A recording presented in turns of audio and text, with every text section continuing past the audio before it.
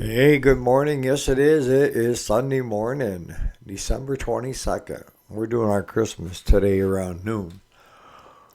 So I thought we'd change kind of the topics because who wants to listen to some old fart that's gone through a major event in his life that's life changing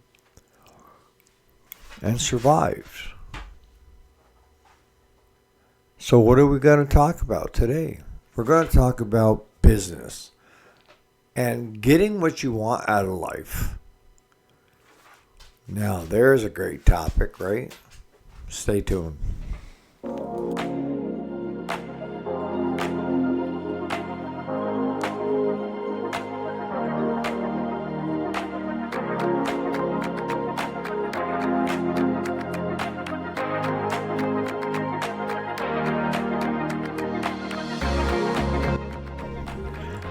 Alrighty, welcome back to the channel. My name is Eric, if you didn't already know it, and this is the weekend. Today is Sunday, December 22nd, 2024. So what are we talking about today? Well, the success rate of anyone starting a business is low. Amos, chime in anywhere. But just because you decide you want to become successful at something doesn't mean it's going to happen. And I'll tell you the two biggest reasons why it won't happen. Either one, you're going in the wrong direction. You may be busting your ass, but if you don't know the right direction, then it's not going to be too beneficial to you, right? The other is the lack of participation. Money is not just going to be handed to you. Customers are not just going to be handed to you. It doesn't work that way. You have to pound the pavement and go find customers. Find a better way of doing things. So, how do we break this down? Well, let's start with the first one, direction. Because what I've seen so many people do in business, and even in their personal life, maybe this is you, it's been me before, that it's not because of lack of effort. Because you're busting your ass and you're getting nowhere. If you've listened to very many of my videos, you're going to hear this spiel, and we're going to talk about it again today. With time comes experience. We're in the experience stage, all right, when we're first starting out. What we need to really do is minimize the bad experiences and capitalize on the good experiences. Let me say that again. You need to capitalize on the good experiences and minimize the bad experiences. And with each comes wisdom, right? So if you're busting your ass and you're not making any headway, what should you do? Well, you need to stop. Stop and reevaluate where you are. And is it getting you closer to that goal that you want? Maybe it's to start a successful small engine repair shop. Are you getting closer to that goal? And if the answer is no, we need to minimize that one or eliminate it. And we need to capitalize on any good things that are going on. Maybe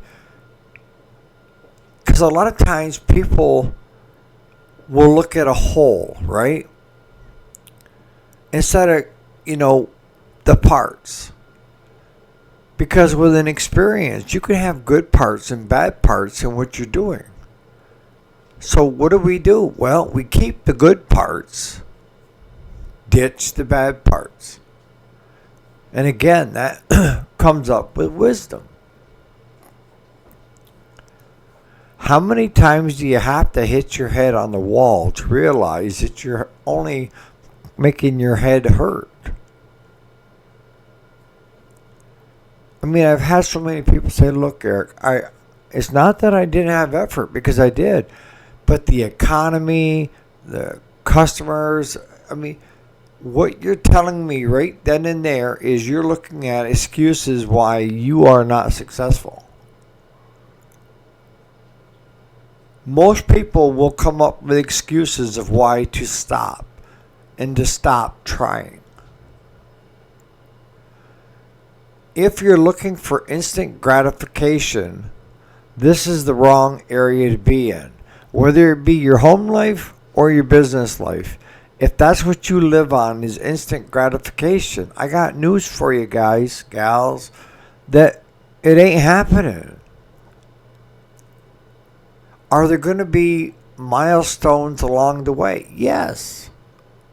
And for those milestones, you should be patting yourself on the back that you're one step closer to what your dream is, right? And that doesn't matter whether you want a good relationship with a partner or you want a good relationship with creating a business, if not just you, with someone else, right? Because sometimes the best thing you could ever do is team up with someone that, if you're being honest with yourself, and I do this on a regular occasion, I know where the areas are that I'm really good at, right? And those areas are ones that I need to continue down that road of coming up with ideas in that area. But if I lack the skills or the know-how and I don't have time, yes, I will either partner with someone or I will hire someone that is doing it on a regular basis and doing a good job to push my business farther ahead. And we've talked about this, that time is money. If you don't have any money, you're going to have to learn how to do all this crap. But if you got money, you can hire it done.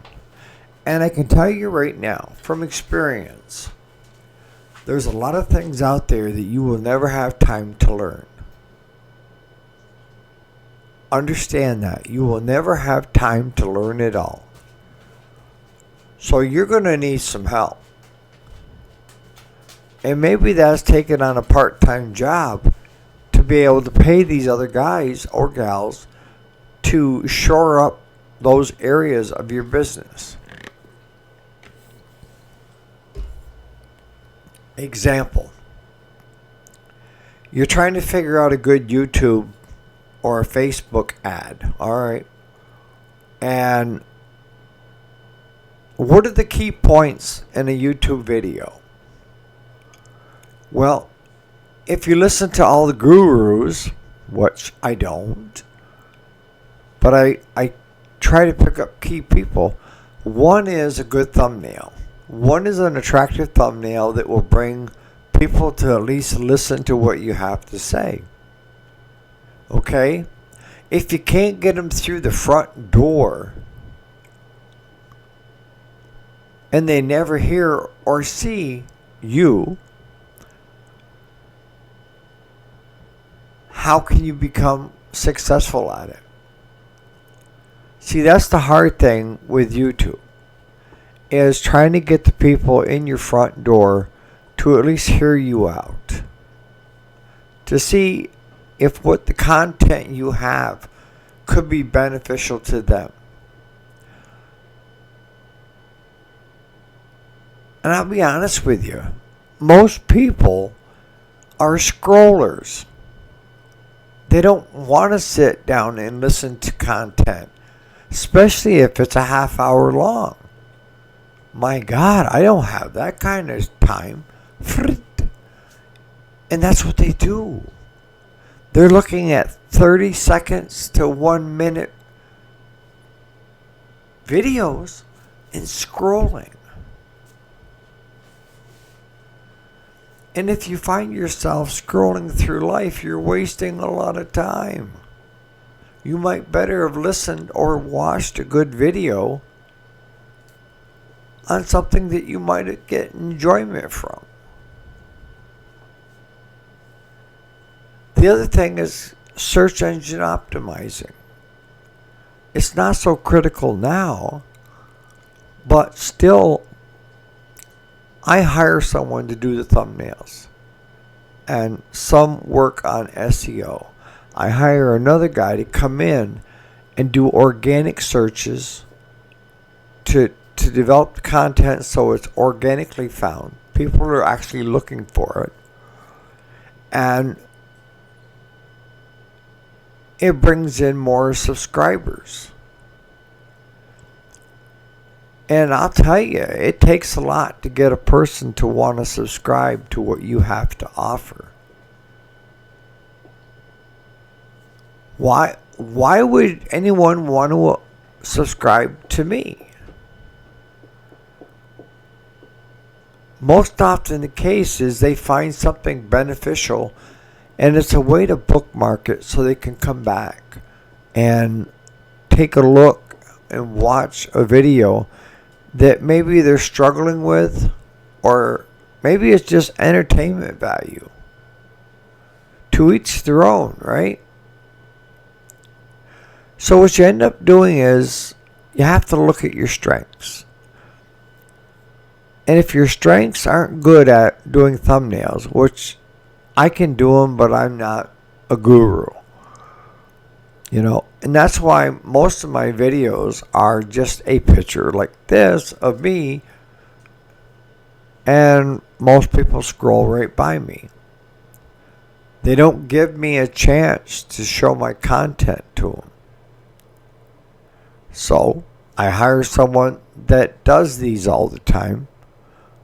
Let's see what you can do. I don't have time to go out and try to get my videos connected outside of YouTube for organic searches. What I'm looking for is Google picking up, because Google owns YouTube. And they're the two biggest search engines out there. But I want Google to pick up my video how-tos if somebody is looking for that content. I use Google a lot. Google is my best friend. I've been with Google since I was testing their email system when there was only 12, 15 of us. I was part of that. And it was on an invite only, because there were a lot of bugs and a lot of issues with first trying to send and receive the packets and making sure it was secure so that it traveled from point A to point B, and everybody and their neighbor couldn't read that email. We called it messaging, but it was an email. And I've watched them grow. I've watched Google grow. I probably should have invested in stock or became partners with them when they first started out, because there was two of them. But I was, doing my bachelor's degree in IT, and I was looking for different things that I found exciting, right? And some of my friends, Andrew, and he's doing that to this day, is working for the antivirus software companies. And he's developed umpteen apps. And he also works with apps with companies. But one of the things that we had to learn in school was how to create a virus and how to disable it. Let me say it again. We had to create a virus and we had to disable it. So we're getting off topic a little. But the key thing I want you to take away from this part is you're in the experience stage. And you have to find out what's working for you and what's not. And you also have to look at what are my strengths and what are my weaknesses. And you want to capitalize on your strengths, just like you want to capitalize on the positive parts that are working. If you look at it as a whole and discard the whole thing, you're just wasting your time, because you never will amount to squat when it comes to business. You need to take a look at that whole, break that down, and store the positive stuff, right? We're going to store the negative stuff so we don't do it again, but we're going to minimize what's going on in that area. And if the negative parts or the areas that aren't helping you is because you don't have the skill set, then you may need to partner with someone that does, or pay them, right? That goes back to looking at where your strengths are and where your weaknesses are. If your weakness is customer service and you're a one-man band, yeah. Some people called, we had an old repairman in town, and he was cranky all the time. And we used to laugh when we were kids, because no matter what, he was cranky. And I don't know whether that was just his, all the time, or whether it was his business. But back when I was a kid, we thought it was hilarious. But if you want to have a successful business, you need someone out front that interacts with the customers in a positive way. You want someone out front that is honest and that doesn't exaggerate stuff, or smile and say the customer is always right, because you're not if you're a customer of mine.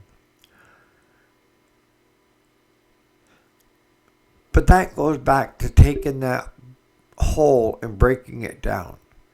If you can break that down and separate the positive from the negative, good chances are you will succeed.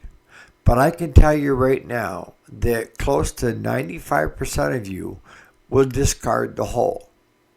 And you have wasted all that time instead of keeping the key points that are in there and then looking at what's not helping you and why. It may be because your approach. It may be because you're just not good in that area, and that's why it's kicking it out as a negative. That's why we don't discard it, right? We store it. And we go back and we look.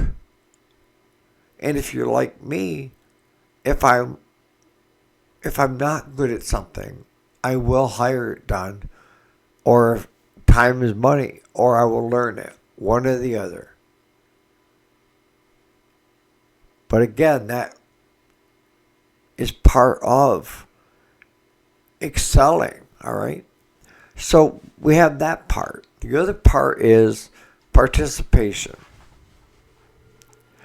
A good bunch of you will have a great idea. A bunch of you will want to do certain things. Let's say start a small engine repair shop. You've been working on the side nights and weekends, and it's gotten to where it's growing. And why not just open a repair shop? Because what ends up happening is opening a repair shop and running a repair shop Monday through Friday or Monday through Saturday is different than working out of your garage or back shed. No one is sitting there over you trying to get things in and out as quickly as possible, right? This is extra money, right? Nights and weekends. So you just take your time and putter with it and clean the carbs and use the ultrasonic cleaner, and the money that you're making off this on the side, some of it's being reinvested back into tools and that. But if you got bored with it, you could shut it right off, couldn't you? When you're trying to run a successful business and you're doing Monday through Friday or Monday through Saturday, I got news for you. You just can't shut it off. If now you're income is solely based off from that business, that changed the dynamics of it. And that's why I say there's a big difference between running a shop, managing employees, than there is working nights and weekends on the side, making a few extra bucks. Do you see the difference? If you can't see the difference, then you will not succeed. Because that person over here in this repair shop has to rely on that income to live. Has to be there and be involved and work way harder than anybody else that is involved with his or her business. Over here, you're going to work long hours, 16, 18 hours a day, sometimes 7 days a week. If you're doing it part-time or on the weekends or both, you can kind of pick and choose, right? And if it takes you 2 or 3 hours to work on a weed eater and just bill the customer an hour, you can't do that over here. And try to be successful. Now, don't get me wrong. I've had things that Claude worked on, and had we done the simple setup that we have in the shop, compression, fire, fuel, and air, if all four are present, it will run, right? And Claude has done in the past of using his experience of when he hears what's going on with a customer's machine, he automatically jumps to something that happened in the past that he was able to resolve. And that describes most of us, right? Because we have our experiences and we've stored them away. And if we've had a positive outcome, good chances are that's the same thing on this one. No, it's not. Because those two things could sound like they're similar, but be totally different. So, if he jumps to checking the fire and the coil and make sure it's not kicking out, thinking it's fuel and draining the tank and putting new fuel and 3 hours later, I come out and I say, did you do a compression check on that? Because it doesn't sound like it's got much compression. No, not in this one. Throw the compression tester in. And it comes back at 40 or 50. That puppy will never run unless it's a Predator engine from Harbor Freight. But if it's a regular name brand, I want to see 90. I'd rather see 120. But 90, it will run. How long? I don't know. But it will run. But if you wasted 3 hours of work diagnosing a customer's machine when it could have taken you 2 minutes to do a compression test, I don't feel comfortable billing the customer for 3 hours. Even though I'm paying Claude for those 3 hours, I can't bill that customer for it. Because had we followed the shop rules, we had thrown a compression tester on it, been on the phone to that customer saying, what direction do you want to go? Do you want to stop right now? Or do you want us to rebuild the engine? Or do you want us to find a different engine that's in really good shape? But after 2 minutes, I put it in the customer's lap of letting them decide where they're comfortable. And customers appreciate that, right? I'm going to start wrapping this up. But like I say, there's two directions that I've seen go. And that is not learning and understanding that you're in the experience stage, right? Taking and finding out what's good, what's bad, minimize the bad, elevate the good, but also draw from the bad to know not to do it again, or maybe there's a different direction. And also, it falls into maybe looking at your strengths and weaknesses and understanding that it's better to be able to apply yourself where you're good at things and hiring or partnering with someone else on your weaknesses. And then the other side of the coin is willing to put the energy in, willing to put the time in. I mean, from going from a garage or shed is totally different than running a business. But the ones that will succeed, have a higher chance of succeeding, are the ones that have taken it from the garage or shed and moved it over here. But you say, well, how is that possible? You just said that it's two different animals. It is. But you're learning customer service. You're learning billing. You're looking at the value that you have to offer and all the experience you bring to the table on fixing stuff. Those are all positive aspects. The question you have to ask yourself at that point is, do I want to spend the time required to make this business successful? And that's a hard one for a lot of people. That's why the success rate is so low. Because people are looking for instant gratification instead of putting in the time to do it right. If you're starting a brand new business and you're taking it from a side hustle to a business, you have to understand that good chances are for the first few years it's going to be a break even. But the other thing I want you to do is I want you to put yourself on the books as an employee if you're like an LLC or a C or S corporation.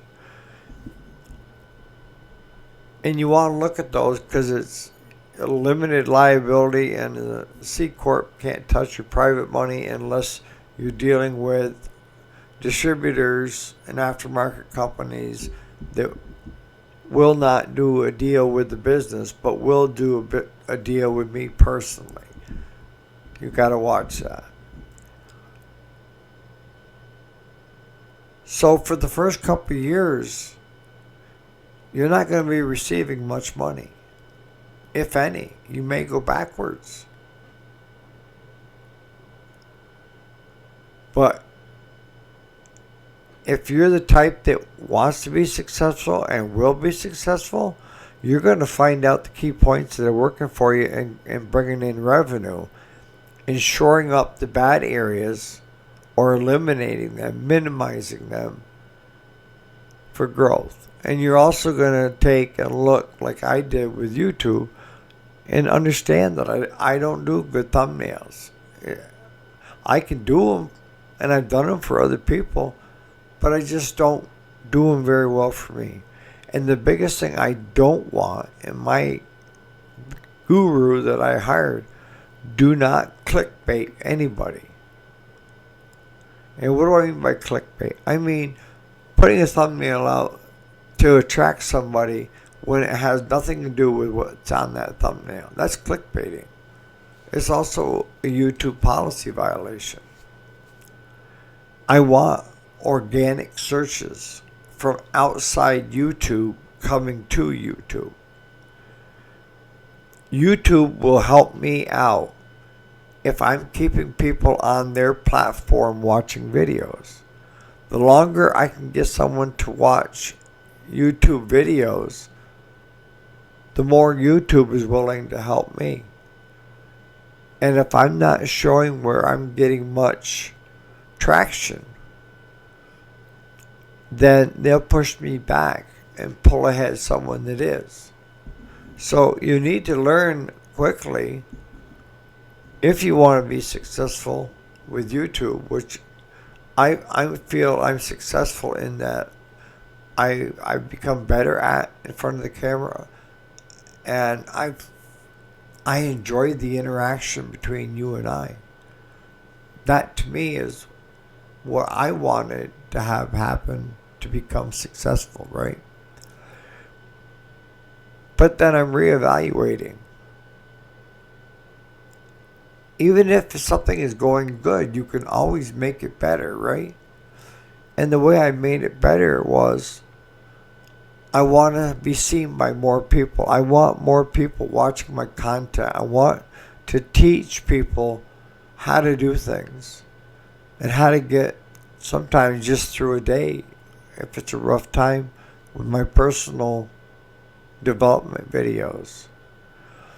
Maybe it's educational that you want to learn how to become a dealer, or is starting a small engine repair shop for you, or should you do a mobile service versus a physical location, or should you go in the lawn care business or the property management companies that take care of snow and grass and leaves. But I'm at the age and the time where I want, if you're younger, I want you to succeed. And I want to pass that torch to you to say, here's where my meager beginnings were, and this is what I did to get ahead. You are going to have to forge your own way. But please, take what I have to say to heart and take from it what you can use that will apply to your endeavor, whether it's your personal life or your business. So on that note, guys, if you got any questions, leave it in the comments. As usual, I appreciate every one of you. And I know I've got a pretty good sized silent majority of you watching the videos. And I greatly appreciate that. And thanks so much for supporting this channel. And if you don't mind sharing it to somebody you think it might help, I would greatly appreciate it. So on that note, looking at my watch, it's going on 20 to 3 in the morning. 20 to 3. Why is that? Because I still have issues with going to sleep and fearing I won't wake up. So I fell asleep in the chair because I just got so exhausted. But then woke up 3 hours later thinking it was 4 o'clock in the morning. Made my coffee. Started taking some of the meds that I do early. And then when it dawned on me, it was 11:25. Go figure. But you guys have a great day, and I'm sure I'll be exhausted by tonight.